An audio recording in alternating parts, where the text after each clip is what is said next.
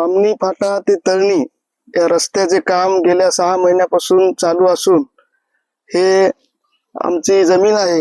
गट number 96 3 acre हरभरा आहे जवळपास. या रस्त्याच्या कामाच्या चालू असल्यामुळे हा जो धूर उडत आहे, खडकाचे हायवा सुसाटपणे धावून या कॉन्ट्रॅक्टरला आम्ही वारंवार सांगितलं, आमचा 3 एकर हरभरा जवळपास या धुळीमुळे नेस्तनाबूत झाला. कुठलंही त्याला फुलं लागली नाही, कुठले घाटे लागले नाही, काय नाही.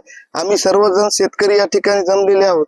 शेतकऱ्यांनी कंत्राटदाराला सांगून सुद्धा सदरील कंत्राटदार या रस्त्याला पाणी टाकत नाही. त्याच्या गैरसोयी अभावी आमचं पीक, आज तोंडाला आलेलं पीक वाया गेलेलं आहे.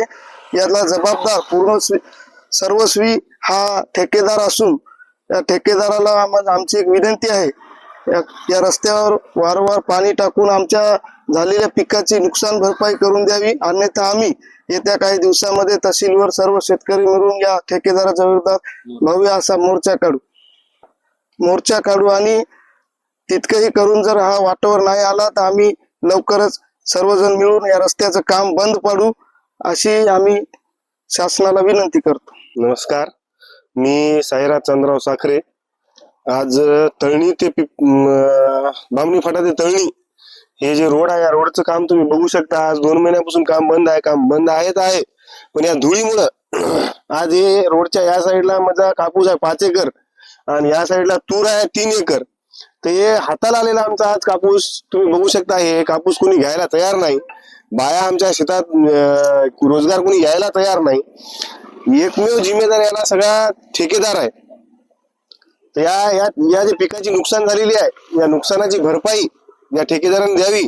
आणि 2 दिवसाच्या आत जर या रस्त्याचं काम नाही चालू झालं तर आम्ही तहसीलवर मोर्चा काढू सर्व शेतकरी मिळून. आणि त्या व्यतिरिक्त जरी काम यांनी चालू नाही केलं तर आम्ही पूर्ण शेतकरी मिळून या रस्त्याचं काम बंद पाडू.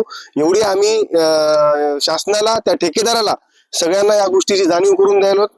आमचंच नाही, या लाईनला, या रस्त्याला लागून जेवढे शेत आहे त्या सगळ्यांची हीच अवस्था झालेली आहे. तरी या धुळीमुळे झालेली अवस्था तुम्ही बघू शकता. आज हे कापूस बघा तुम्ही तिकडे तूर बघा, म्हणजे काय झालेली आहे. आधी तुम्हाला शेतकऱ्याचा भाव भेटत नाही आणि ही जर परिस्थिती असेल तर शेतकऱ्यांना जावं कुठं. कृपया करून शासनाने याची नोंद घ्यावी आणि त्या ठेकेदाराला जेवढं काही नुकसान झालं त्या नुकसानाची भरपाई या ठेकेदाराकडून करून घ्यावी, एवढीच मी विनंती करतो सगळ्याला. देश विदेशातील प्रत्येक घडामोडींचे लाईव्ह अपडेट मिळवण्यासाठी आता साम टीव्हीच्या सर्व सोशल मीडिया प्लॅटफॉर्मला लाईक, फॉलो आणि सबस्क्राईब करा. तसंच सर्व नोटिफिकेशनसाठी बेल आयकॉन प्रेस करायला विसरू नका.